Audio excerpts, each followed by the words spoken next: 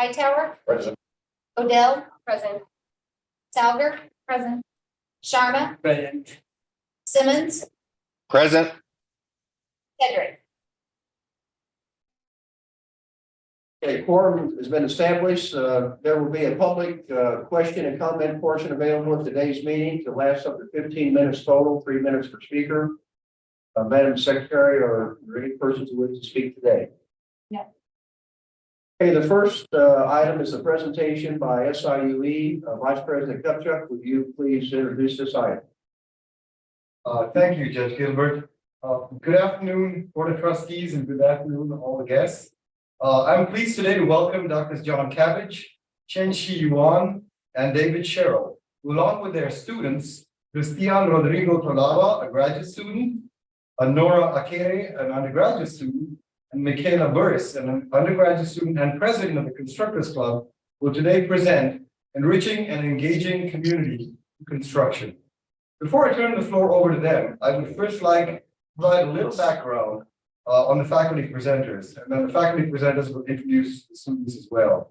Dr. Cabbage is an associate professor and chair of the Department of Construction Management, and his research areas are in the areas of construction materials and sustainability.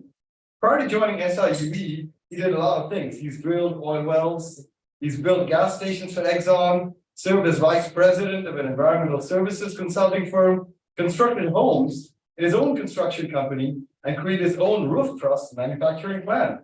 And he also, at the same time, while he was doing all this, obtained a PhD in structural engineering from the University of Tennessee. Dr. Cabbage is a licensed professional engineer in several states. Dr. Yuan is an assistant professor in the Department of Construction and manages the Transparent Civil Infrastructure System Lab. The lab utilizes sensing, informatics, and visualization techniques for detecting, measuring, of construction objects, underground utilities, and above ground built environment. He utilizes the teacher-scholar model by applying his research to his teaching. He received his PhD in civil engineering from Purdue University, a fellow Boilermaker. He recently received a faculty residency fellowship and worked for McCarthy Construction Company's virtual design and construction group to enhance his classroom skills.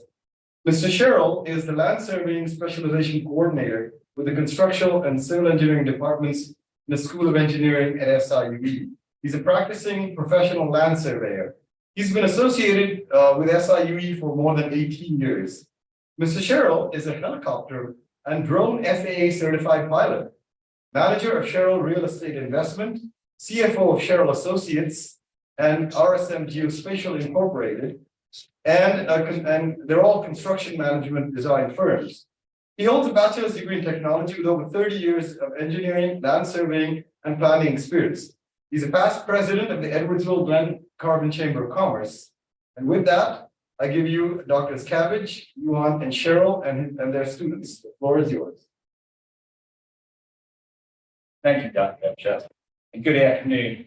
And I wish to thank Dr. Miner and Dr. Cobb for the opportunity to present to you a sampling of what our construction department has been doing to enrich and engage our students, faculty, and community through innovative collaborative partnerships.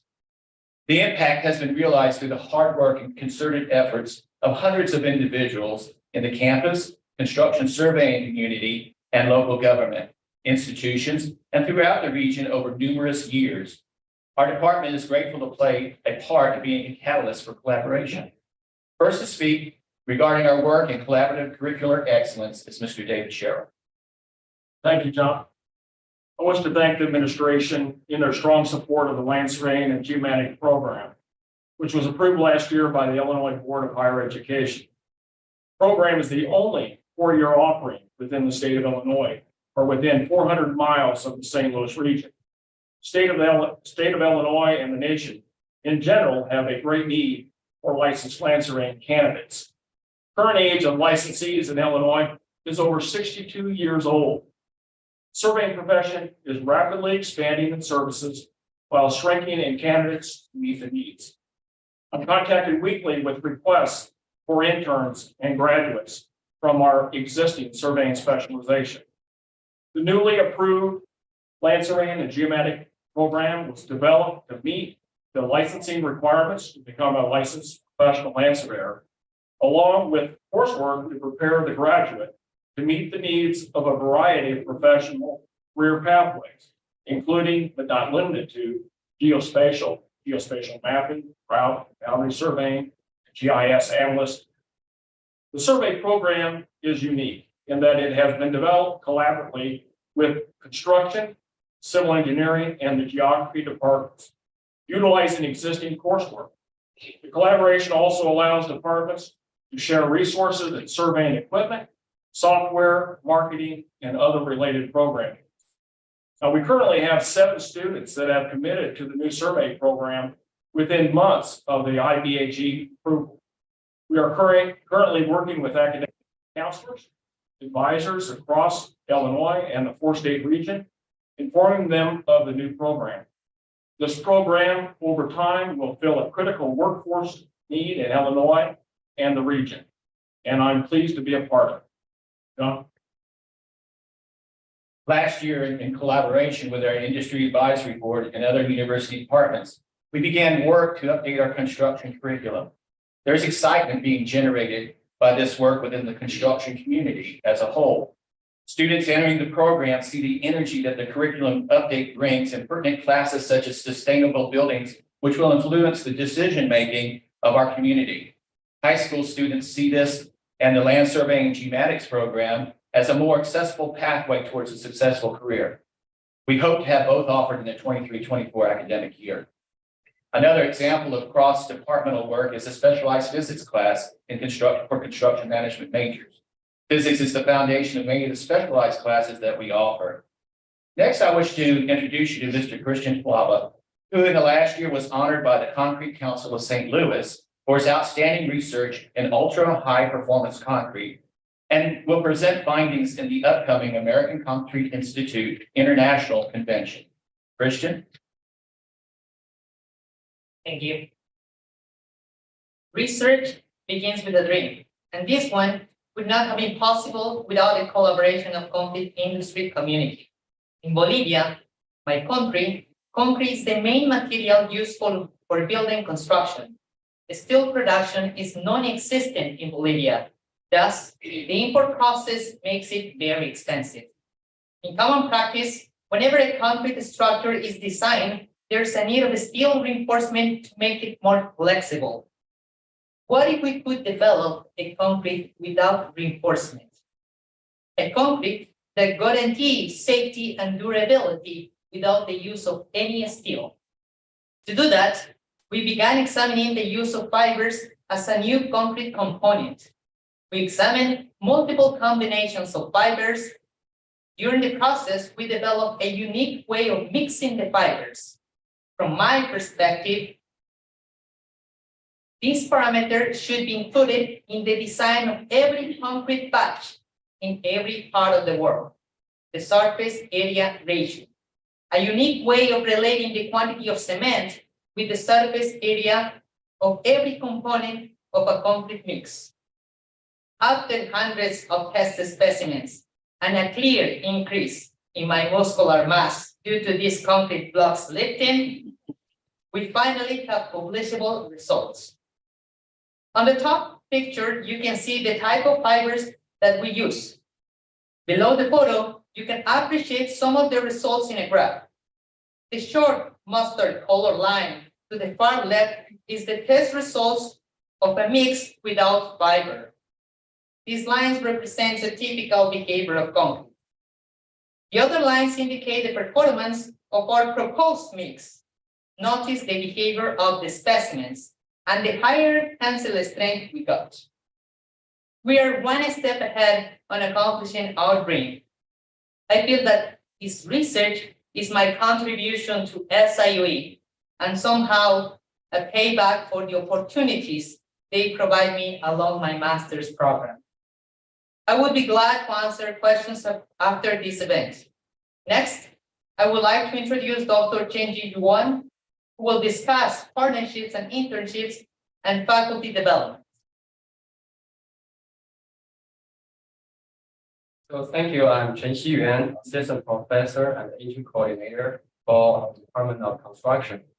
So about 80% of our students are working within the local construction community by the end of their sophomore year. This collaboration benefit our students, our industry, and also our industry partners. The internship provides students with an excellent opportunity to transition from class and labs to positions of responsibility and challenges. And they can get higher starting salaries and compensation. For employers, the internship program offers the chance to work with students who have recently been involved in educational experience. This collaborative industry partnership allows for a more affordable education for our students with financial needs. I'm also excited to report that through an innovative collaboration with McCarthy Building Company, the Association of General Contractors, and the Department of Construction Alumni Development Fund, I had an opportunity to work for 10 weeks at McCarthy Virtual Design and Construction Group last summer. We developed a 4D schedule for Washington University School of Medicine Hospital project at St. Louis. Information from this internship will be applied to the classroom, and the network of construction community professionals will enhance our department's community impact.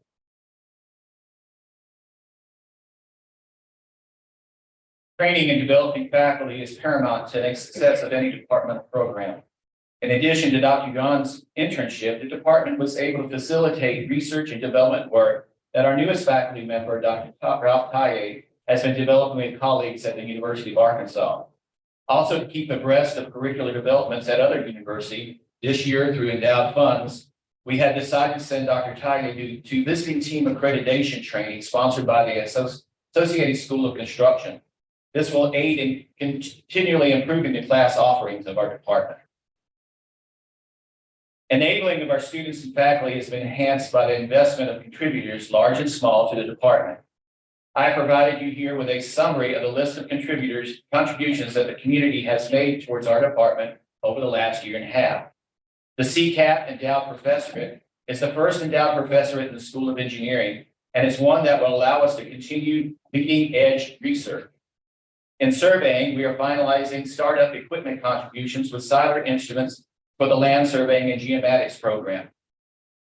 One donation that brings me great joy is the collaboration with the Successful Communities Collaborative, where we raised nearly $40,000 to use to improve the conditions at the Catherine Dunham Children's Workshop Center and the Brooklyn, Illinois Senior Citizen Center this year.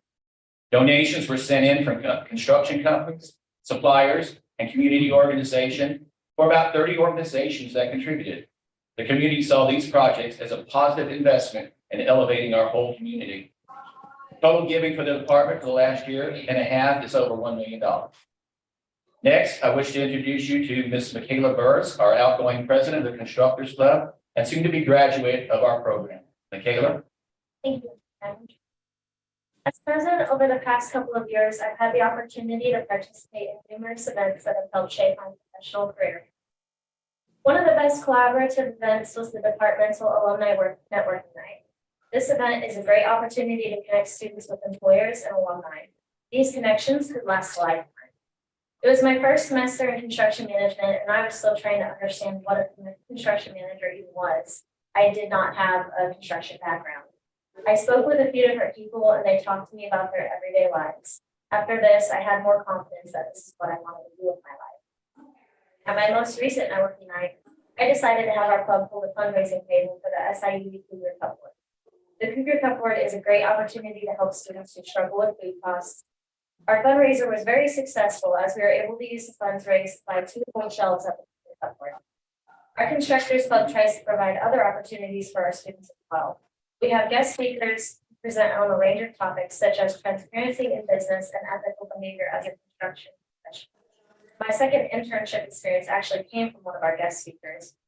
He spoke of what the company stood for, what they specialized in, and what they take pride in. He inspired a lot of our students, including myself. I decided to apply with his company and was hired almost immediately following my interview. It was a very exciting experience that I would not have been a part of if I had not been to that meeting. Next to speak is Mrs. Nora Garrett, president of our American Concrete Institute Club.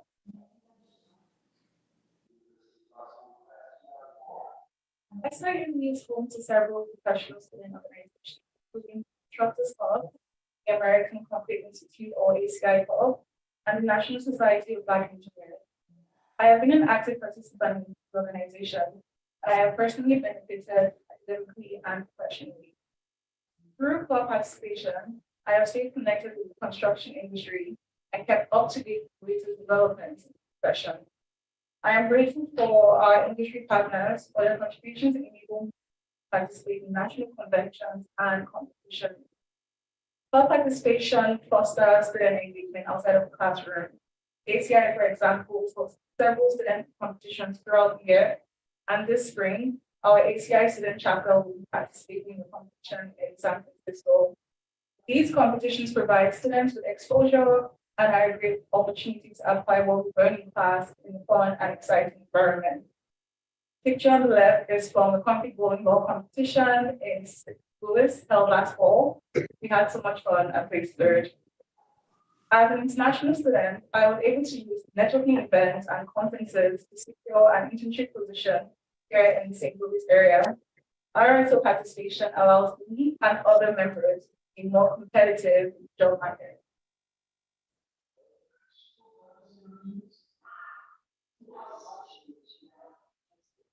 When working with community involvement partnerships, the department tries to assemble individuals from all areas of campus and community. The senior assignment capstone class in our department is used to coordinate these activities.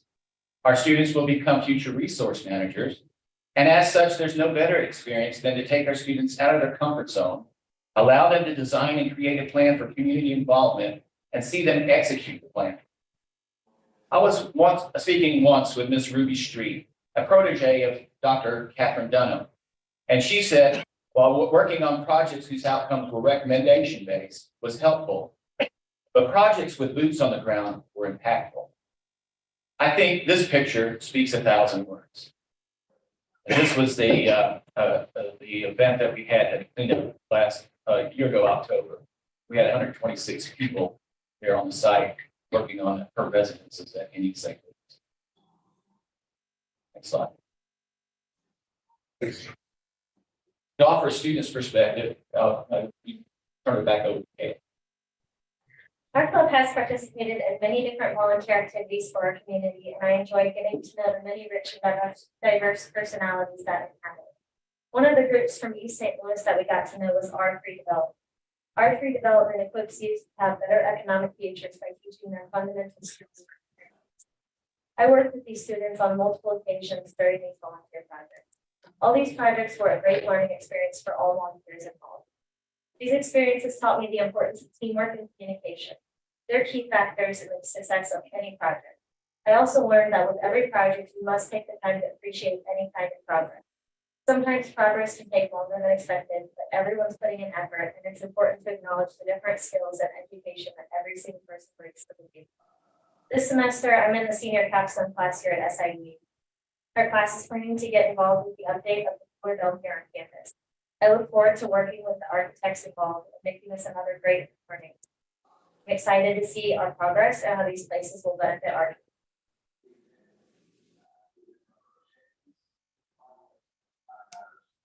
We look forward to the collaboration that the future holds in store and working as a positive catalyst for economic development of the Metro St. Louis area at large.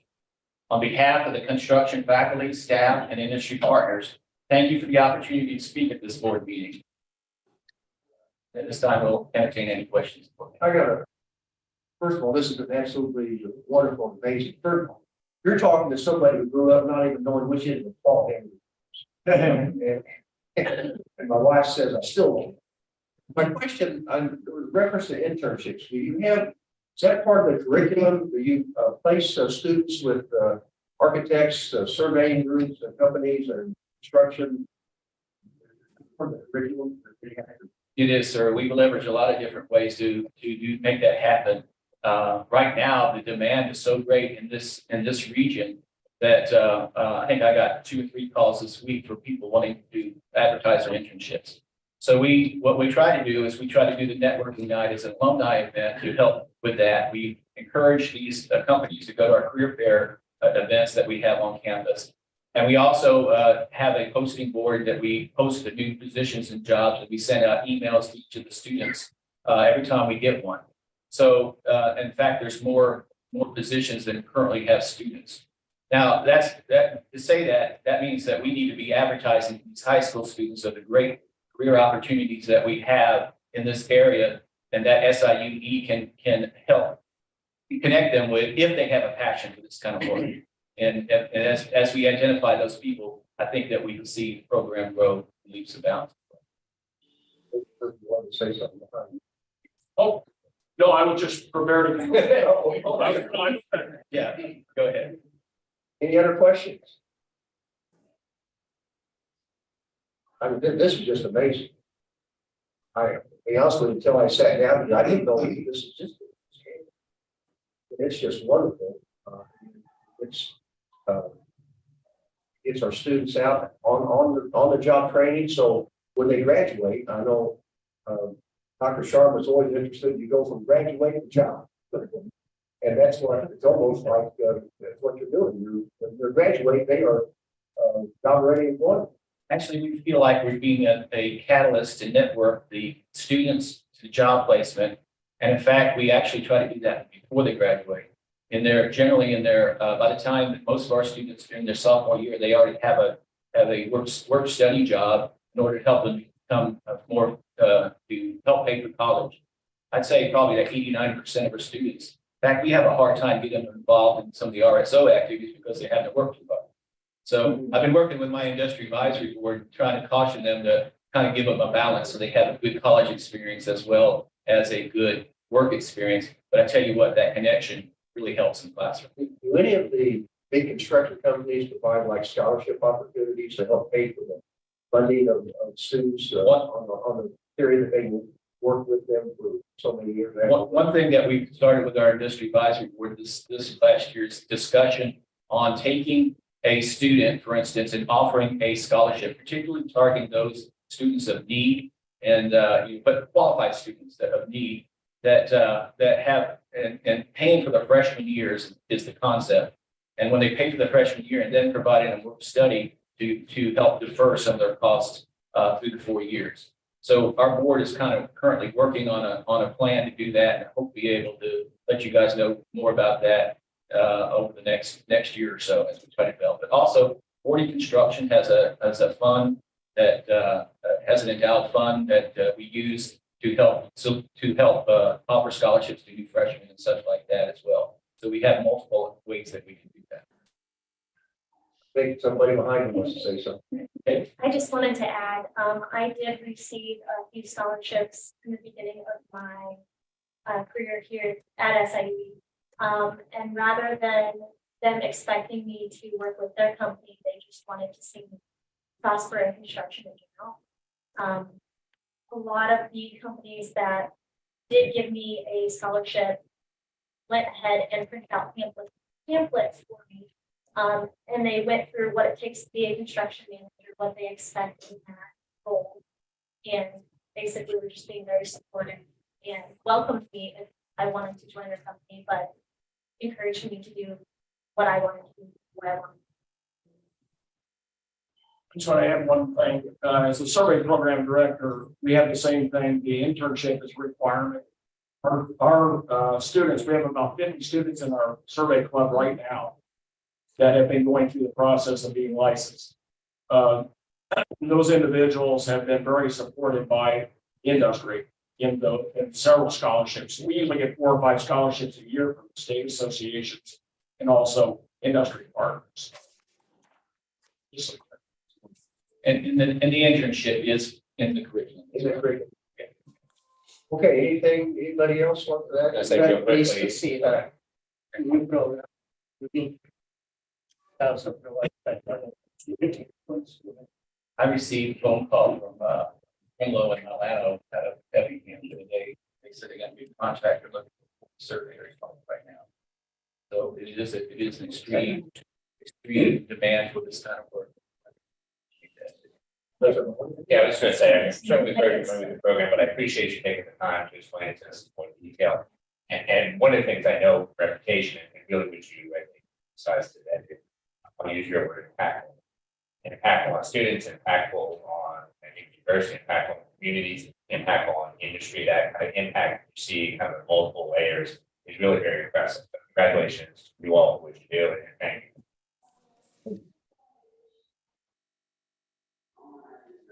You know, I don't know about you, I think that.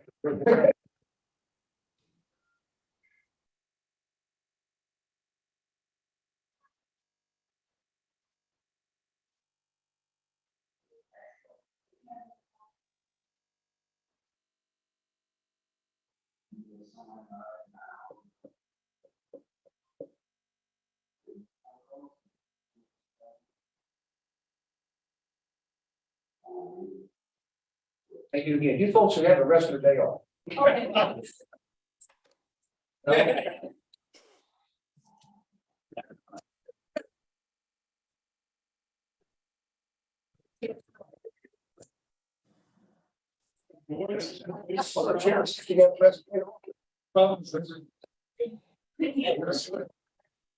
Okay, the next is the discussion on tuition and fees. President Mahoney, will you introduce this item? Yeah, sure. And I just want to kind of set what we're going to be working on today. Again, we won't be doing a formal tuition proposal until the April meeting. The governor's doing his speech next week, so after that, we'll have at least some sense of what he's going to propose. So a long legislative session after that, but I think it gives us a better sense of where we are after we get past that process. What I did ask the chancellor to do today is really kind of go through some kind of information about kind of where we are relative to other leading institutions from a tuition fee standpoint, what we know are coming as some of our bigger costs in the next year, just so you have a sense of all of that before we come forward with a more formal meeting. I will say, Dr. Miner is going to go first for Edwardsville. It's the host institution, they're going first. And he will be giving some presentation on, focusing on kind of that relative tuition rate. So I've asked actually not to spend much time on that, since you'll see where Farmingdale falls relative to the other institutions. So it's necessary to kind of do that twice. So start with first. First of all, let's say welcome to trustee group. Yeah. Sure, she's here. Okay. Chancellor Minor, wait. Thank you, thank you. I just want to share with the board a brief benchmark of SIU tuition fees compared to other public universities in the state of Illinois. But before I put the numbers on the screen, I just want to highlight three dynamics that I think provide important context for benchmarking. The first is the price elasticity study. It's a fancy name for a market price study that was provided to the board back in 2019. It provided a copy of that study, and it essentially provides recommendations for pricing SIU tuition and fees. Second, and I think this is equally important, is the association that many students make between price and perceived value. Real or imagined, price and perceived value. Often the perception is that if it costs more, it must be better. And conversely, if it's priced that low, it can't be good. That is a real phenomenon that we hear from our students. Third is balancing, as you heard President Mahoney say, the actual price against the actual cost of delivering a high quality degree. On this slide, you see all 12 public universities in the state of Illinois. The universities are grouped according to Carnegie classifications, a commonly used framework since the 1970s to group institutions according to the kind of degrees awarded.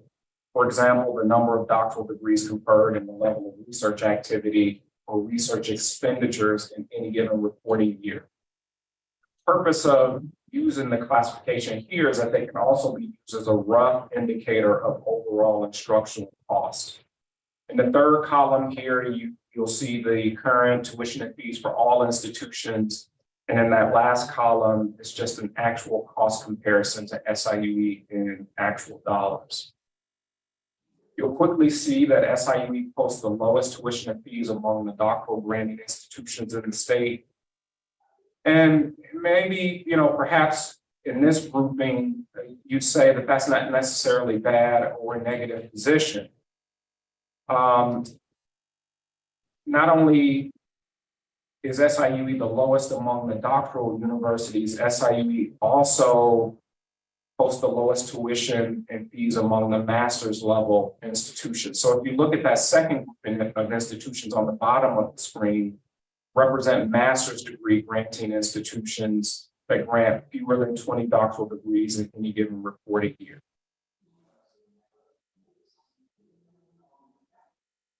On the next slide, you will see the same 12 public universities. This time we present them in rank order according to tuition and fee increases over the last 5 years in actual dollars and by percentage. The bottom line shows the average for all institutions over the same 5-year period. At the top of the list, you'll see Chicago State is up nearly 20% compared to 2018. And SIUE is up just over 9% during the same time period. Now, if your eyes rush to the bottom of the screen, 3 institutions below SIUE, you'll see that each of them posted higher tuition and fees in 2018 than SIUE charges today.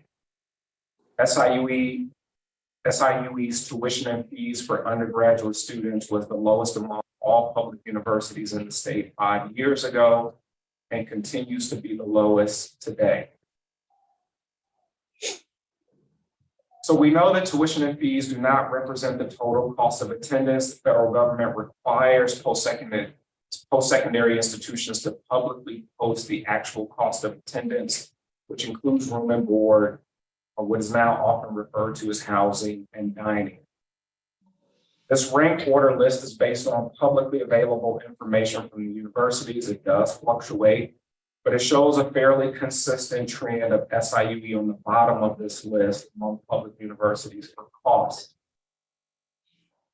As you know, tuition and fees account for nearly 2/3 of SIUE's operating budget, making it extremely dependent on tuition revenue, and more importantly, what's commonly referred to as net tuition revenue. So it's not just revenue that's brought in from tuition and fees, it's after operating expenses have been accounted for, which must be taken into account. So like most organizations, SIU is also dealing with inflation and increases in operational expenses that must be managed against fairly flat tuition. On this slide, we see a few critical cost drivers for the university that must be managed in order to protect the financial health of the institution. First thing on the list here is deferred maintenance, which totals an estimated $600 million. I fix every broken window on this campus. The oldest buildings here on the SIUE campus, on the Edwardsville campus, dates back to the 1960s. But you must remember that some of the buildings at SIUE's Alton campus date back to the early or late 1800s, early 1900s. So the facilities and maintenance on our facilities represents a serious challenge for us. Second on the list is utilities. Over the last 2 years, SIUE has experienced a 25% increase in utility costs. This was mainly due to what was referred to as the gas spike back in February of last year that led to a 99% increase in gas costs. The total increase during this period was just over $1 million. This year, we also anticipate $1 million increase in electric costs, mostly due to insufficient electrical generation to meet demand in Illinois and 14 other states. Third is the cost of teaching and learning and classroom improvements, including smart classroom software, IT infrastructure, information security, and textbook costs. More than $4 million a year, the cost going up, not down, making it very difficult to keep up. SIUE has a plan that calls for upgrading our classrooms on a 7-year cycle. That's about 25 classrooms a year. We're currently behind schedule about 38 classrooms and falling further behind each year.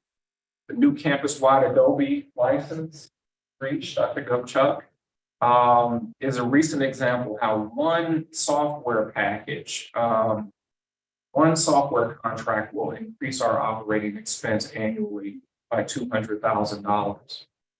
Fourth on the list is personnel, probably no surprise. Over the last 2 years, salary expenses have increased by more than $6 million.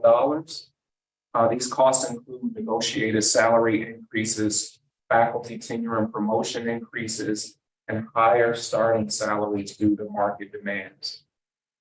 Last thing on the list here, I'll briefly mention is housing and dining. In addition to the revenue losses associated with the pandemic, there have also been wage increases and escalating debt service, increasing the cost of operation by an estimated $4 million. I will not go into the price of eggs, Judge Gilbert, but I will say that even the whole cost running our dining operations were up 15% last year and projected to increase another 7% this year. So let me conclude by just saying or underscoring SIU's commitment to accessibility and affordability. However, this commitment must be balanced by accounting for real increases in operational costs and the resources required to maintain a high-quality teaching and learning environment that makes an SIU degree so valuable. Thank you, President Moore. Chancellor.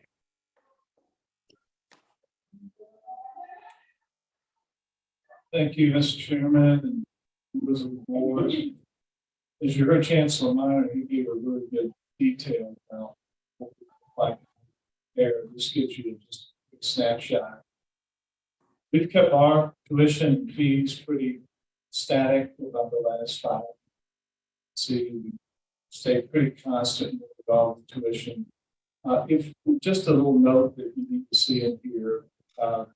If you go to the webpage and look at what our costs, it comes out to be about $15,000 for 16. You take the insurance cost out of it, $15,000 to the tuition fees. We've got about 70% of our students that opt out of the actual insurance. We're trying to do a better job sometimes of talking to the students about what those costs are. Sometimes they realize that have insurance. That gives you just a general sense of set competition. Our state appropriations is important to take a look at that. We just gave you fiscal year 2017. So you guys know about that. Go back a couple of years before that, as you know, we've been a lot higher. As you can see now, state just a general sense. Some of our design commitments for fiscal year 4, as you know, we've got about 21 collective bargaining. A lot of groups to work with. As you know, inside of those negotiations, it's always about increases, salary, those kinds of things.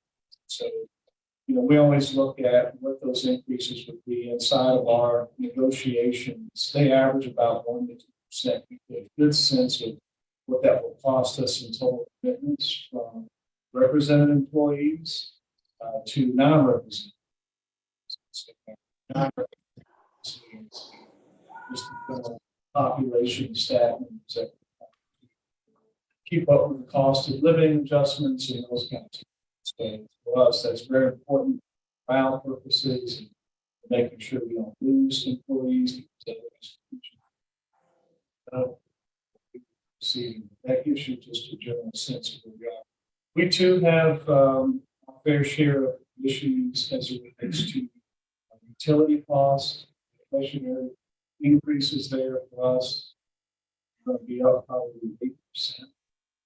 About facilities, deferred maintenance costs increasing as well. Those are areas that we're targeting. And we're also doing some internal equity studies to adjust some faculty and staff that are just grossly underpaid as compared to each other inside, not even outside institutions, inside as compared to each other. Because again, those folks essentially leave us. So you always have to watch that.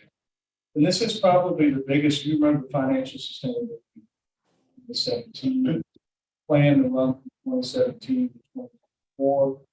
We're getting there. As you can see, this represents, that plan is about $38.2 million hole that we had to fill each year. So that payback amount, you can see what we had to pay back every year. This, is the last year. You can see the amount that we spread up there. So that's a pretty big hole. We've been every year we've been applying to doing so that is forward on. It is something that we have to always consider when we're setting the budget for the next fiscal year. I know our School of Medicine, when they think about their goals for setting tuition, in each of these 3 areas, which by the way, Dr. Cruz and these folks over at the School of Medicine have been amazing. And if you look at, even with all the great things that they're doing, we're still trying to keep those tuition levels better than some of the other community-based medical schools. Look at the bullet there, they're rather below the end. So number 14 and 30 community-based medical schools, the lowest cost in the PA program, it's the lowest cost to degree. For PA program in the Midwest, including competitors like St. Louis, Rush, and Western. And then obviously we want to keep the tuition competitive. PA programs, one of the few active. So they're doing their part to be obviously accessible, and they'll still come with cost or at least a thought about service. Overall, I think we just enjoy the sense of that answer. So one thing with the debt, just so everybody's aware, and I know we have new board members, when the budget impasse happened, that created a hole at Carbondale that they had to then fill, rather than try to absorb $38.2 million at one time, which would have been catastrophic. They spread it out over multiple years. So this is really still a lingering impact of what happened back several years ago. But that's I know that data from both campuses and sympathetic to the chancellor's presentation. But our neighbors, I got a piece of an email from a former student yesterday. She did PhD with me in 95 and she's professor at the University of Louisiana Monroe from Mount Vernon. Her daughter went to Purdue. Her daughter is freshman this year. She emailed me, she's in touch with me, that Purdue did not raise the tuition this year and they maintained that for 12 years in a row. How they can do it? I can tell you how. Yeah, I can look at it. I'm curious. They raised their fees. Yep. They raised their fees. So they didn't raise their tuition, but they raised their fees, so the cost for students actually went up, but they advertised that they didn't raise their tuition. So there's a bit of a shell game sometimes when comparing across institutions, but for you, I'm very familiar with it, because I looked at that at one point. They do a lot of very heavy fees. And that was how they actually did it. Yeah, the Purdue graduate over there shaking his head, I encountered this all the time with parents when I was at the School of Pharmacy. Yeah, actually, the Purdue fees for the School of Pharmacy are higher than the tuition. I do not know the fee, but tell me about that tuition. Yeah, but it's an interesting case because it gets cited a lot. That's probably one of the few ones I know about specifically, about that one. Elaine, you great slides up there. I saw net revenue. It's like $130 million back in 17, and then it was down to 96.6 in 23, about 25+% reduction. Yeah. Tuition and fee revenue. So is that all? That's all related to enrollments. But that alone, see, because you got so many fixed costs to run a university, you can't sit down there and be that low relative to other state institutions, see that kind of net revenue decline. I don't get to see an income statement, so I don't see revenues minus expense. I appreciate your extraordinary. I don't know how much money we're making or losing by running each one of these campuses, but that alone send me a message, man, we need to push this up, we should be the lowest in the state. That represents about at least 5 years, we don't have 2015 in there, so it really goes 2015 to 2020, about a loss of 6,000. Think of the inflation we're up against, the high fixed cost around this university system. See a 25.9% reduction in net revenue. That would be something.